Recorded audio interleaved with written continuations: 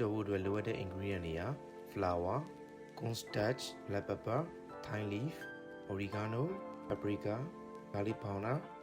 onion powder တို့ပဲဖြစ်ပါတယ်။ဂျုံစံချိန်ခွက်2ခွက် cornstarch ထမင်းစားစုံ2စုံ garlic powder ထမင်းစားစုံ1စုံ onion powder ထမင်းစားစုံ1စုံ paprika ထမင်းစားစုံ1စုံ thyme leaf ထမင်းစားစုံ1စုံ oregano ထမင်းစားစုံ1စုံ black pepper ထမင်းစားစုံ1စုံနဲ့စားအနှဲငယ်တို့ကိုသမအောင်ဝေထားပေးလိုက်ပါမယ်။ချက်သားကိုအရသာနဲ့ဖို့အတွက်ပကံပြားရဲ့အကြီးခယူးစီချက်သွုံဖြူနဲ့စားအရသာမုတ်တို့ထည့်ပြီးတော့နှံ့အောင်နေထားလိုက်ပါမယ်။ချက်သားကိုတနားရီလောက်ရသာနှပ်ပြီးသွားပြီဆိုလို့ရှိရင်ချက်သားကိုဂျုံလေးနေလိုက်ပါမယ်ပြီးသွားလို့ရှိရင်ရီအေးလေးမှာစက္ကန့်10စက္ကန့်လောက်စိမ်ပြီးသွားလို့ရှိရင်ဂျုံနဲ့ထပ်ပြီးတော့နေပါမယ်